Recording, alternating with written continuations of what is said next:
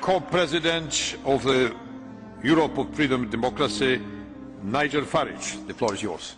Well, here we are, on the edge of a financial and social disaster, and in the room today we have the four men who were supposed to be responsible. And yet we've listened to the dullest, most technocratic speeches I've ever heard. You are all in denial. By any objective measure, the euro is a failure. And who is actually responsible? And who's in charge out of you lot? Well, of course, the answer is none of you, because none of you have been elected, none of you actually have any democratic legitimacy for the roles that you currently hold within this crisis. And into this vacuum, albeit reluctantly, has stepped Angela Merkel.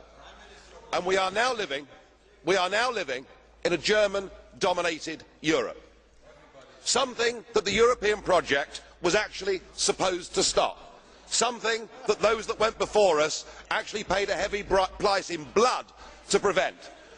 I don't want to live in a German-dominated Europe, and nor do the citizens of Europe. But you guys have played a role, because when Mr Papandreou got up and used the word referendum, or Mr Rehn, you described it as a breach of confidence, and your friends here got together like a pack of hyenas, rounded on Papandreou, had him removed and replaced by a puppet government. What an absolutely disgusting spectacle that was. And not satisfied with that, you decided that Berlusconi had to go.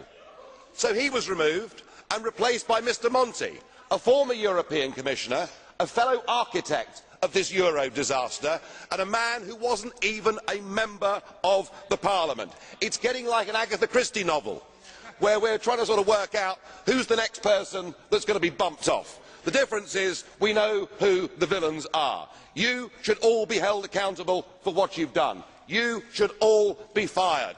And I have to say, Mr Van Rompuy, 18 months ago when we first met, I was wrong about you. I said you'd be the quiet assassin of nation-state democracy, but you're not anymore. You're rather noisy about it, aren't you? You, an unelected man, went to Italy and said this is not the time for elections, but the time for actions. What in God's name gives you the right to say that to the Italian people? Thank you. Then